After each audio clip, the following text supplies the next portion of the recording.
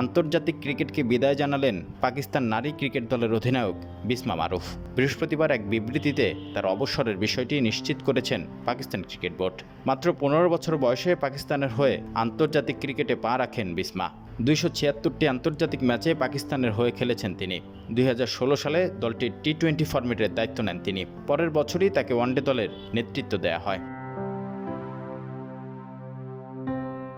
আন্তর্জাতিক ক্রিকেটে ৬২৬ রানের পাশাপাশি ৮০টি উইকেট শিকার করেছেন ৩২ বছর বয়সী সাবেক এই পাক অধিনায়ক। ক্যারিয়ারে কোনো শতক না পেলেও ৩৩টি 50 করেছেন তিনি। তাই তো অবসর নিয়ে বিস্ময়ের ভাষ্যটা ঠিক এমন। যে খেলাটা আমি সবচেয়ে ভালোবাসি সেখান থেকে অবসর নেওয়ার সিদ্ধান্ত নিয়েছি। চ্যালেঞ্জ, জয় ও ভুলে যাওয়ার মতো নয়, এমন সব স্মৃতি মিলিয়ে অসাধারণ এক অভিযাত্রা ছিল। আমার ক্রিকেট ক্যারিয়ারের শুরু থেকে পরিবারের সমর্থন ছিল, সেজন্য পরিবারের প্রতি কৃতজ্ঞতা জানাই। ভক্তদের প্রতি কৃতজ্ঞতা জানিয়ে নিজের অবসর বার্তায় পাকিস্তানের সাবেক এই অধিনায়ক মন্তব্য করেন, ক্যারিয়ার জুড়ে যে কোনো জায়গায় যে কোনোভাবে আমাকে অকুণ্ঠ সমর্থন দিয়ে যাওয়ার ভক্তদের কাছে আমি গভীরভাবে কৃতজ্ঞ।